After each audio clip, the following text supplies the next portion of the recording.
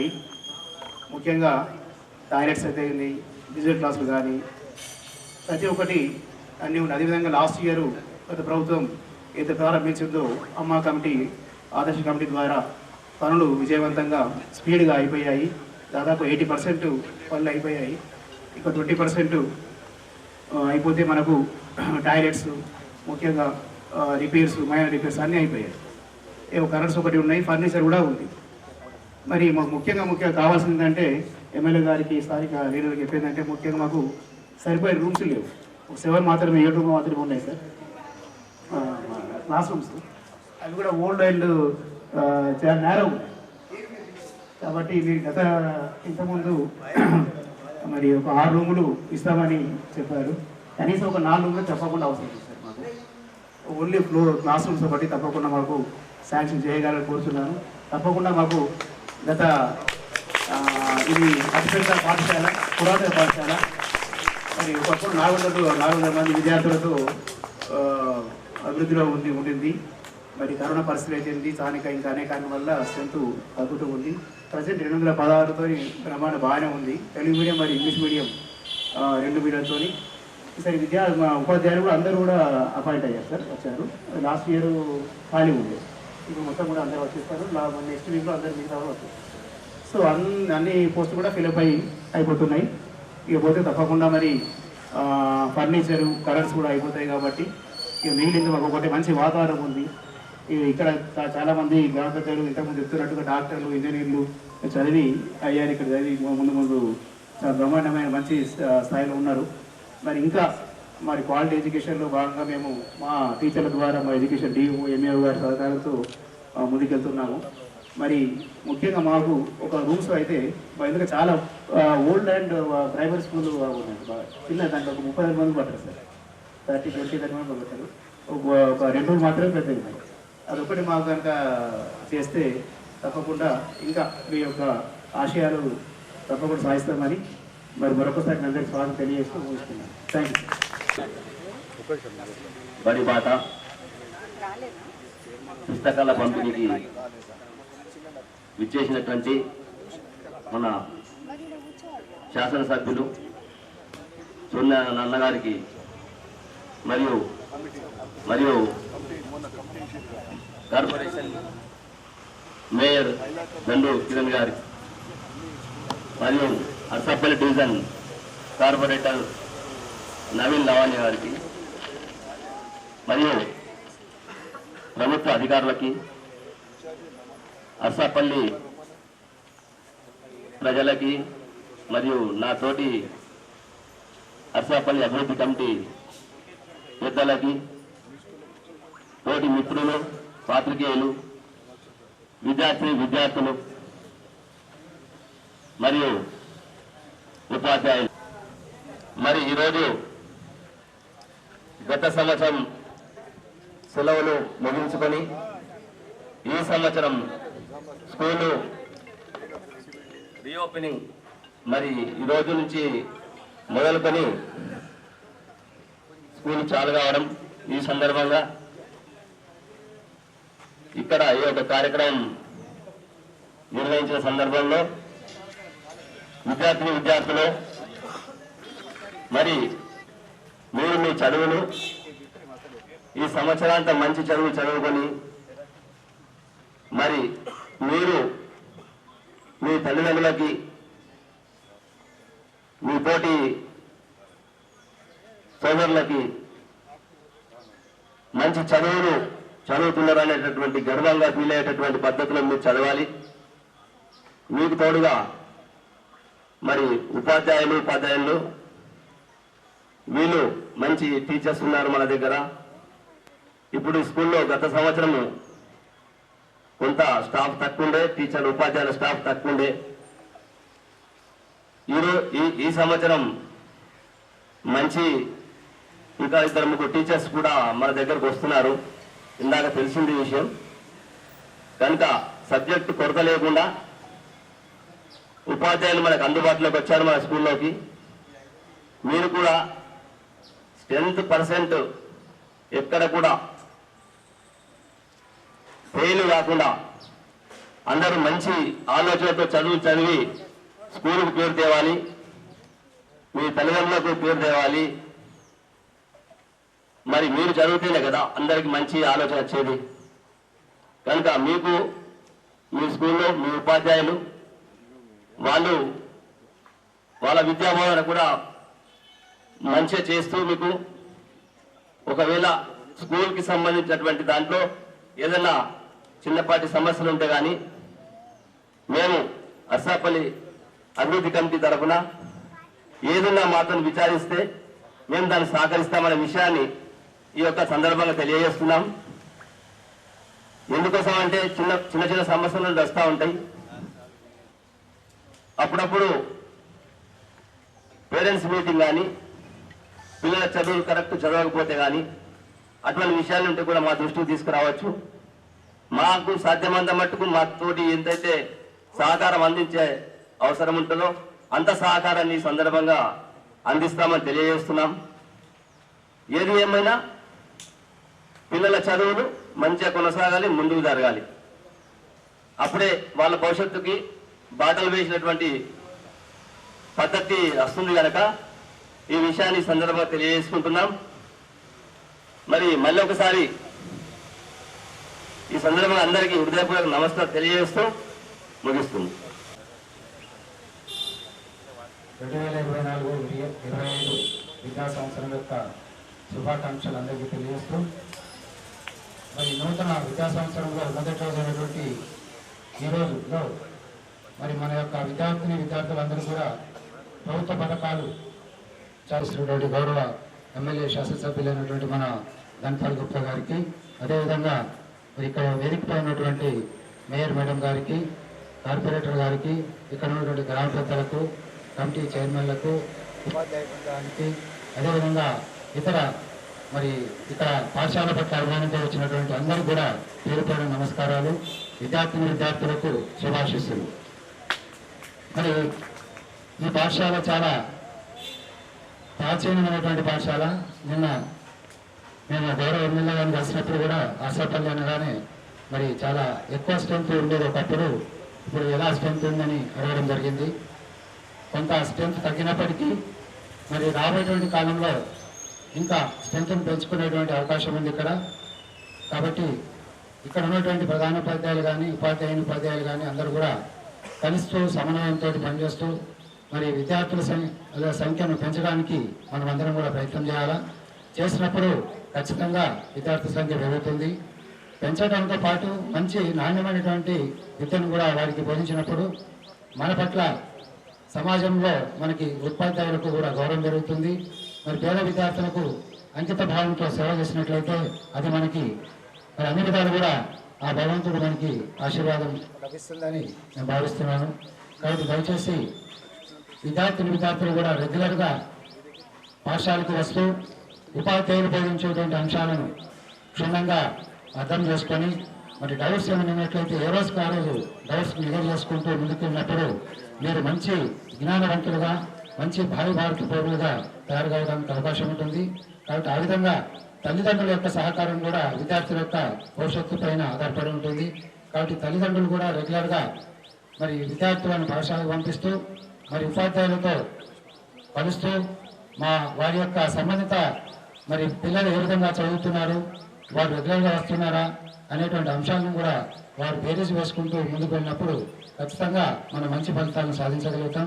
ఆ విధంగా ఇక్కడ ఉన్నటువంటి గ్రామస్తులు కూడా చాలా మరి పాఠశాల పట్ల అంకిత భావంతో ప్రేమతో ఎప్పుడు కూడా ఏ విషయం అడిగినా కూడా ముందుకు వస్తారని నాకు కూడా తెలుసు. ఎందుకంటే నేను ఇంతకుముందు 3-4 మీటింగ్లకి ఇక్కడ అటెండ్ కావడం జరిగింది. గ్రామస్తుల యొక్క సహకారం పూర్తిగా ఉంటుంది. కాబట్టి ఇక్కడ ఉన్నటువంటి ఉపాధ్యాయులు వారి యొక్క సహకారంతో అన్ని విధాలా ఈ పాఠశాలను ముందుకు తీసుకెళ్ళడానికి ప్రయత్నం చేస్తారని నేను ఆశిస్తున్నాను. అదేవిధంగా ప్రభుత్వ పథకాల్లో భాగంగా ఈనాడు మరి టెక్స్ట్ బుక్స్, అదేవిధంగా నోట్ బుక్స్, తర్వాత యూనిఫామ్స్ ఈ 3 కూడా పంపిణీ చేయడం జరుగుతుంది. ఎవరైతే విద్యార్థులు రానటువంటి వారు ఉన్నారో వారికి రేపు ఇవ్వడం జరుగుతుంది. దయచేసి ఈ ఇచ్చినటువంటి నోట్ పుస్తకాలు కానీ టెక్స్ట్ బుక్స్ కానీ యూనిఫామ్స్ కానీ వీటన్నిటిని కూడా మంచిగా శుభ్రంగా ఉంచుకుంటూ మరి వీటిని చెడిపోకుండా కాపాడుకుంటూ సంవత్సరం అంతా నీట్గా ఉంచుకోవాలని విద్యార్థులను కోరుతూ ఈ అవకాశం ఇచ్చినట్టు పెద్దలందరూ కూడా పేరు పేరున ధన్యవాదాలు తెలియజేస్తూ ముగిస్తున్నాను. ఈరోజు మన గవర్నమెంట్ హై స్కూల్లో పుస్తకాల పంపిణీ కార్యక్రమానికి ముఖ్య అతిథిగా విచ్చేసిన మన స్థానిక ఎమ్మెల్యే సూరన్న గారికి, మేయర్ అక్క నీతి కిరణ్ గారికి, ఎంఈఓ సార్ గారికి, వీడీసీ ప్రెసిడెంట్ గారికి, మరియు ఇక్కడికి వచ్చిన వివిధ డివిజన్ల నుంచి కార్పొరేటర్స్ కానివ్వండి, నాయకులు కానివ్వండి, పెద్దలు ప్రతి ఒక్కరికి పేరు పేరున, మరియు మా డివిజన్ ఇన్ఛార్జ్ అయినటువంటి రమేష్ గారికి ప్రతి ఒక్కరికి పేరు పేరున మరియు ఉపాధ్యాయుల అందరికీ కూడా నమస్కారాలు తెలియజేస్తూ, ఈరోజు ప్రభుత్వం గతంలో కూడా ప్రభుత్వాలు పిల్లలకు ఉచితంగా పుస్తకాలు, డ్రెస్సెస్ ఇవ్వడం జరుగుతున్నది. అదేవిధంగా ఈరోజు కూడా ఈ కొత్తగా ఏర్పడ్డ ప్రభుత్వం కూడా ఆ కార్యక్రమాన్ని కంటిన్యూ చేస్తూ ఈరోజు మన పాఠశాలలో ఈ కార్యక్రమం నిర్వహిస్తున్నాము. దీనికి మన స్థానిక ఎమ్మెల్యే సూరన్న గారు తన అధికారికంగా మా డివిజన్కి ఈరోజు రావడం, ఫస్ట్ టైం రావడం మాకు చాలా సంతోషంగా ఉంది. తన ఫస్ట్ టైం వచ్చింది కాబట్టి మా స్కూల్కి ఏదన్నా వరాలు ఇచ్చిపోతామని మేము ఆశిస్తున్నాం. ఎందుకంటే దీనికి ఏ ప్రభుత్వం ఉన్నా, ఏ పార్టీ ఉన్నా, ఎవరు కూడా ఇక్కడ పార్టీలకు అతీతంగా ప్రతి ఒక్కరూ ఈ స్కూల్ అభివృద్ధికి గత సంవత్సరాల నుంచి కూడా తోడ్పడుతున్నారు. కావున గతంలో కూడా మేము ఇక్కడ ఎమ్మెల్యే గారికి స్కూల్కు చాలా ప్రాబ్లం ఉందని గత ప్రభుత్వంలో ఉన్న గణేష్ ఎమ్మెల్యే గారికి కూడా చెప్తే సిడిపి ఫండ్ నుంచి 35 లక్షల రూపాయలు ఇస్తా అని ఎస్టిమేషన్స్ కూడా తయారు చేశారు. అప్పుడు గవర్నమెంట్ మళ్ళా ఎమ్మెల్యేలా కాకుండా సిడిపి ఫండ్ నుంచి కాకుండా బడి మన ఊరు మన బడి కార్యక్రమం తీసుకొచ్చి స్ట్రెంత్ వైజ్ స్కూళ్ళని డిసైడ్ చేస్తే మన డివిజన్లో ఉన్న ప్రైమరీ స్కూల్కి 28 లక్షల రూపాయలు శాంక్షన్ వచ్చి ఈరోజు అక్కడ పనులు కూడా జరుగుతున్నవి. ఫస్ట్ ఇదే జరిగేది ఉండే, కానీ ప్రభుత్వం తన ఒక స్కీమ్ని మార్చడం వల్ల ఆ మెరిట్ ప్రకారం మన ప్రైమరీ స్కూల్కి వచ్చి అక్కడ అభివృద్ధి పనులు 28 లక్షల రూపాయలు జరుగుతున్నాయి. ఇప్పుడు కూడా గతంలో మొన్న ఈ ప్రభుత్వం ఏర్పడిన తర్వాత అమ్మ ఆదర్శ పాఠశాల స్కీమ్ కింద మన పాఠశాలకి 13.5 లక్షల రూపాయలు శాంక్షన్ చేసి ఇప్పుడు రిపేర్స్ మరమ్మతులు చేస్తున్నారు. ఇంకా కూడా మన పాఠశాలలో హెడ్ మాస్టర్ గారు అన్న రూములు తక్కువ ఉన్నాయి మన దగ్గర అని ఇంతకుముందు కూడా 2-3 సార్లు చెప్పారు. కాకపోతే అప్పుడున్న పరిస్థితులలో సిడిపి ఫండ్ నుంచి స్కూల్స్కి ఇవ్వలేరు. ఇప్పుడు ఏదన్నా అటువంటి అవకాశం సిడిపి ఫండ్ నుంచి ఇచ్చే అవకాశం ఎమ్మెల్యే వాళ్ళకి ఇస్తే దయచేసి అన్న మా స్కూల్కి మీరు సాయం చేయాలన్న, రూముల రూపంలో ఇవ్వాలన్న. మరియు ఇక్కడ మా స్కూల్లో ఏంటంటే పిల్లల అదృష్టవంతులు, ఇది గవర్నమెంట్ స్కూల్ అయినప్పటికీ కూడా ప్రైవేట్ సంస్థలు కానివ్వండి, ప్రైవేట్ వ్యక్తులు ప్రతి సంవత్సరం వచ్చి వాళ్ళకి చేతనైన కాడికి బుక్స్ కానివ్వండి, పెన్స్ కానివ్వండి, డ్రెస్సెస్ కానివ్వండి ఎప్పుడు పంచుతూ ఉంటారు. కావున మీరందరూ కూడా ఈ మంచి అవకాశాన్ని వినియోగించుకొని మీరు మంచి చదువులు చదివి ఉన్నతమైన శిఖరాలకు ఎదగాలని కోరుకుంటూ ఈ అవకాశం ఇచ్చిన పెద్దలకు ధన్యవాదాలు తెలియజేస్తాను.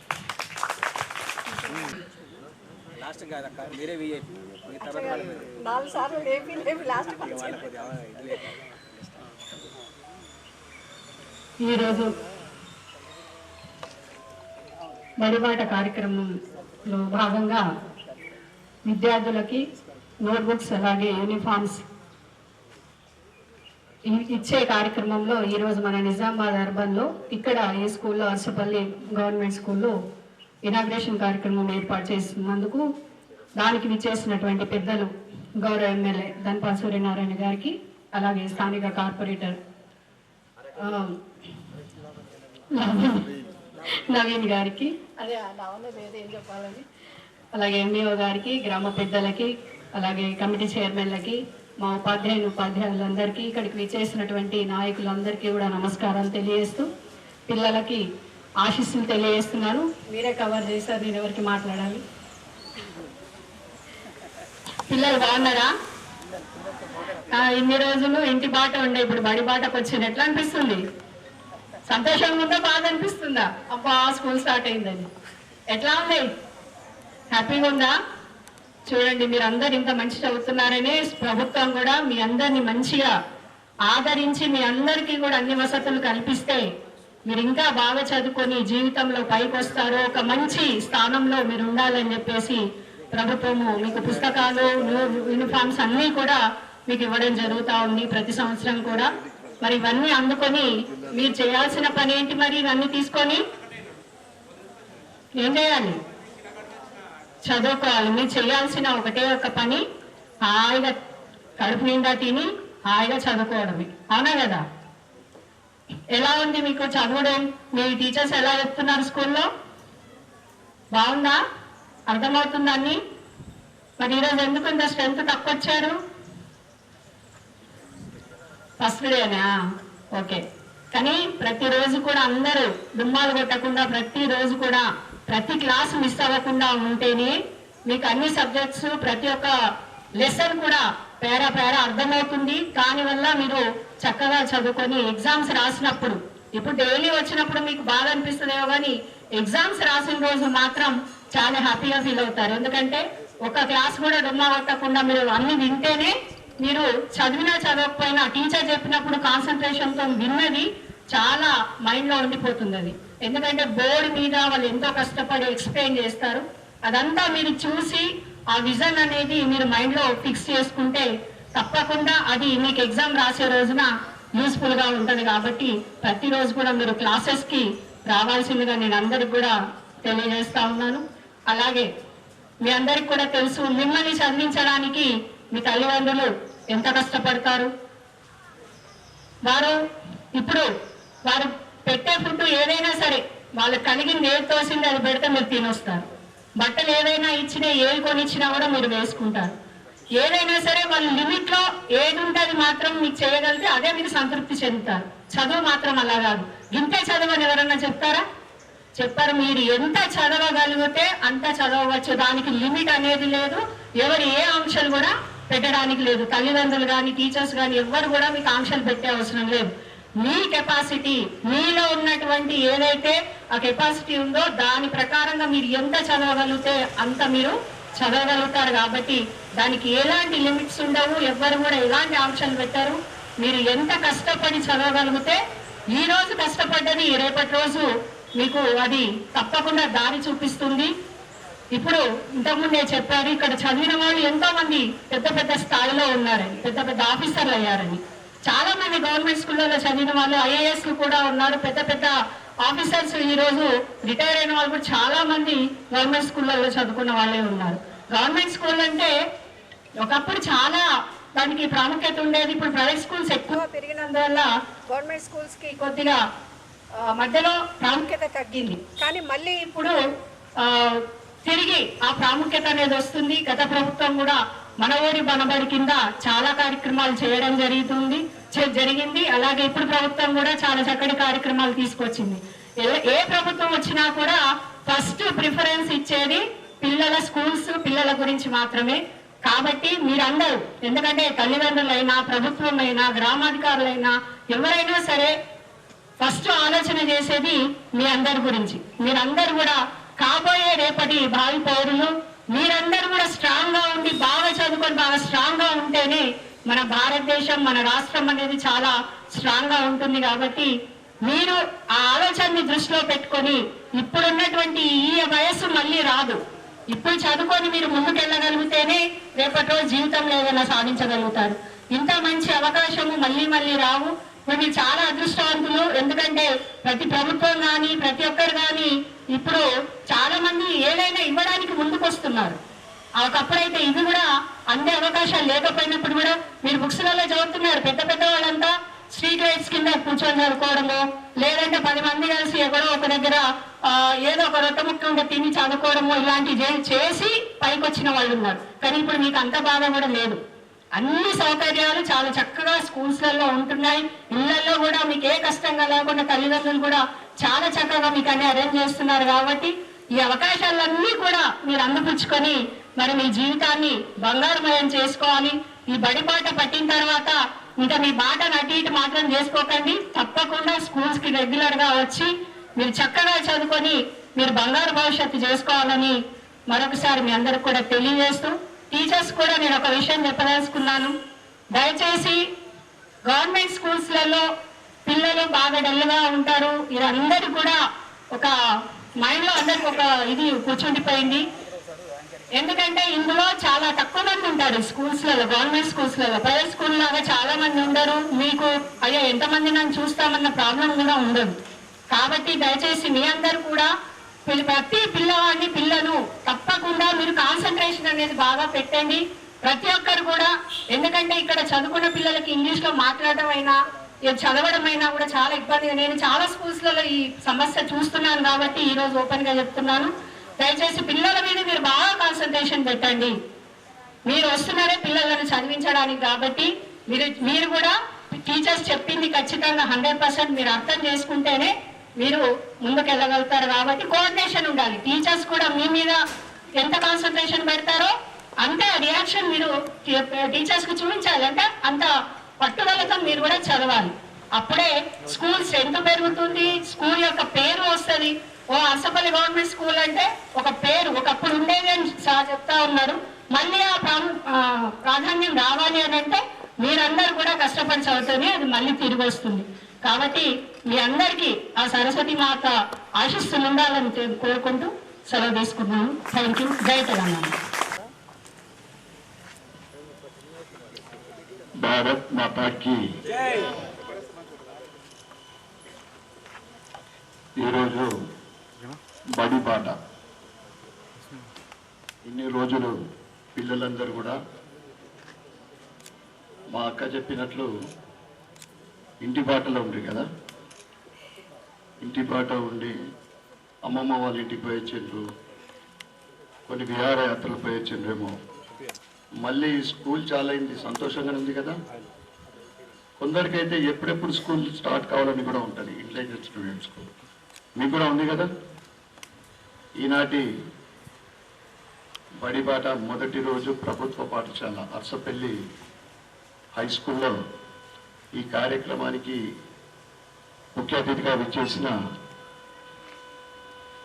మేయర్ శ్రీమతి దండు కిరణ్ గారికి, స్థానిక కార్పొరేటర్ సోదరిమణి శ్రీమతి లావణ్య నవీన్ గారికి, ఎంఈఓ రామారావు గారికి, స్కూల్ హెడ్ మాస్టర్ ఆర్విఎన్ గౌడ్ గారికి, ఆదర్శ పాఠశాల అధ్యక్షురాలు సుస్రత్ బేగం రాలేదనుకుంటాను, ట్రీట్మెంట్ చేయలేదు సార్, మరి ఎట్లా, మరియు బీజేపీ డివిజన్ అధ్యక్షులు వేదిక మీద ఉన్న కోరం రమేష్ గారికి, స్థానిక సీనియర్ నాయకులు బీజేపీ నవీన్ గారికి, విలేజ్ కమిటీ అధ్యక్షులు తూటికొండ నర్సయ్య గారికి, బీజేపీ వైస్ ప్రెసిడెంట్ నాగో లక్ష్మణ్ గారికి, వివిధ డివిజన్ కార్పొరేటర్లకు, స్కూల్ టీచర్లకు, వారి స్టూడెంట్స్ తల్లిదండ్రులకు, విద్యార్థులకు, స్థానిక నాయకులకు, ప్రెస్ సోదరులకు మరియు గ్రామ ప్రజలందరికీ కూడా ఈ శుభ సందర్భంగా అందరికీ కూడా నమస్కారం. ఏ ప్రభుత్వం వచ్చినా ముఖ్యంగా ఈరోజు కేంద్రంలో భారతీయ జనతా పార్టీ వచ్చిన తర్వాత మొన్నటి మూడోసారి మేనిఫెస్టోలో కూడా చెప్పడం జరిగింది, రాబోయే రోజులలో ఉచిత విద్యా వైద్యం పేదలకు. ఇది కేంద్ర ప్రభుత్వ లక్ష్యం.